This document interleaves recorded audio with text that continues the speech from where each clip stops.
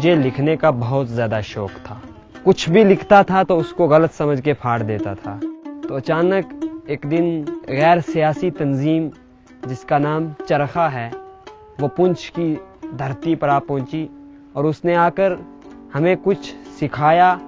तो आइए मैं अपने कुछ और साथियों से मिलाता हूँ जिन्होंने मेरे साथ इस काम को निभाया और जिन्होंने भी सीखा। एक इलाका का दूर दराज इलाका है जहाँ बिल्कुल रोड नहीं है और ना ही हॉस्पिटल है। दूर से जो टीचर जाते हैं वो रोड की ना होने की वजह से वक्त पे नहीं पहुंच पाते। बारूद की आवाजें, गोलियों की आवाजें, आखिर ऐसा क्यों?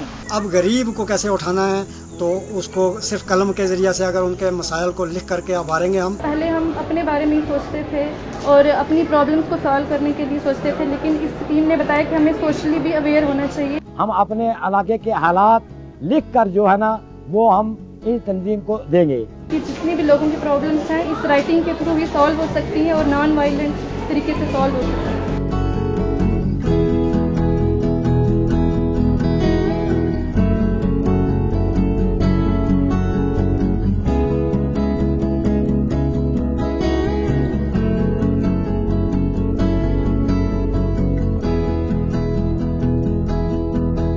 हमने ये सीखा है कि अपने मसाइल कैसे यानी ऑफिसर लोगों के टेबल तक वो कैसे पहुंचाए जाएं।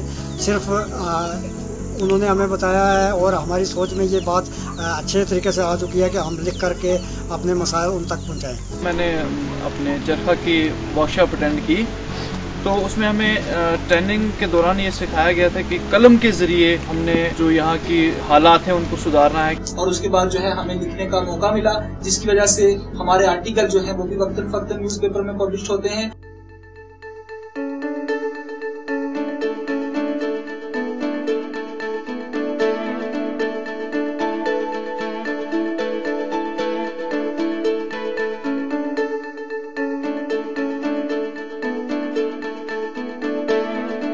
चरखा की तरफ से एक रूरल रिसोर्स सेंटर जो है यहाँ पर रखा गया है और हमें तकरीबन पिछले 1 साल से हम लोग चरखा के साथ जुड़े हुए हैं।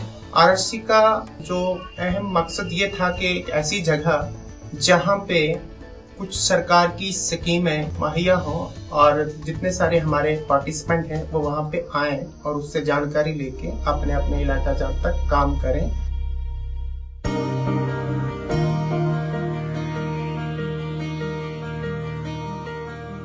चरखा के साथ जुड़े, हमारे पास कलम थमाया चरखा ने तो हमें बहुत कुछ सीखने को भी मिला। लिखने से बहुत कुछ होता है क्योंकि जो लोग उसको पढ़ेंगे उनके माइंडसेट में बहुत ज़्यादा टॉर्नेडो चेंज आएगी उस वजह से। बहुत सारे स्टूडेंट्स जो हैं इकट्ठे हुए, जानकारी एक दूसरे को दी और हमने उनको दूर करने की कोशिश की। अपने आप में हमने एक फ़र्क महसूस किया किस की क्या क्या प्रॉब्लम्स हैं और उन्हें उनसे हमें खुल के बात करने का मौका मिला है और उनका हल भी हमने ढूंढने की कोशिश की है। खुद को राइटिंग स्किल्स के साथ इन्वॉल्व किया जाएगा तो मेरे ख्याल में ये एक बहुत अच्छा मिशन रहेगा और आने वाले दिनों में इस जिले की ही नहीं बल्कि इस रियासत की और मुल्क की तकदीर भी बदली जा सकती है।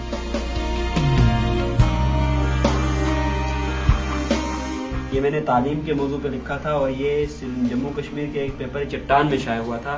तो उसके बाद मुझे उसका फ़ायदा उसका इम्पैक्ट ये मिला कि उस स्कूल में जनरेटर जो बड़ी ज़ोर से तालीम के टाइम में चलता था वो भी बंद हो गया और वहाँ मिड डे मील की प्रॉब्लम थी वो भी सॉल्व हो गई। मैंने एक विडो औरत थी सिल्मा भी जोजा मोहम्मद फरीद, उसकी मैंने पिंच लगवाई और 400 महीने वो भीख मांग कर अपना वक्त गुजार रही थी और वो आज भीख मांग रहा उसने छोड़ दिया। ऐसा नहीं लग रहा था कि हम इतना काम कर पाएंगे। चरखा का इम्पैक्ट हम देखने के लिए आए हैं तो ये रिजल्ट हमारे सामने है।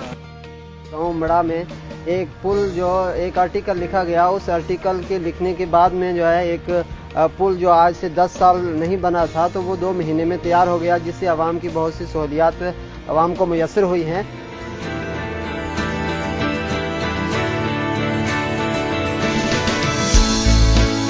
कलम अपने हाथ में रखकर हम अपने मसाइल जो है वो हमेशा के लिए लिखते रहेंगे और आगे तक भेजते रहेंगे। अगर हम 2 पेज लिखेंगे तो कुछ न कुछ तो उसका असर जरूर होगा। हमें बहुत कॉन्फिडेंस आया कि हम कैसे आर्टिकल्स लिखेंगे। लोग जुड़ते जाएंगे चरखा के साथ ज़्यादा से ज़्यादा, उससे ये फ़ायदा होगा कि हम एक नई सोच पैदा करेंगे। बहुत सारी फैसिलिटीज प्रेग्नेंट वुमेन को मिल रही हैं। जब से हमें ये प्लेटफॉर्म मिला है उसके बाद जो है हमारे अंदर जो है वो खुद जो है एक जागृति पैदा हुई है, हमारे अंदर एक टैलेंट पैदा हुआ है। मुझे खुद पे बहुत ज्यादा भरोसा हुआ कि हम कुछ भी कर सकते हैं। चरखा फीचर्स की वजह से ही हम दूसरों की हेल्प कर सकते हैं। चरखा ने हमें ये सब कुछ दिया तो हम इसको सही तरीके से इस्तेमाल करें, तो आने वाले वक्त में भी इंशाल्लाह उम्मीद है कि इस तरह के काम जो है चरखा की बदौलत ही हल होंगे।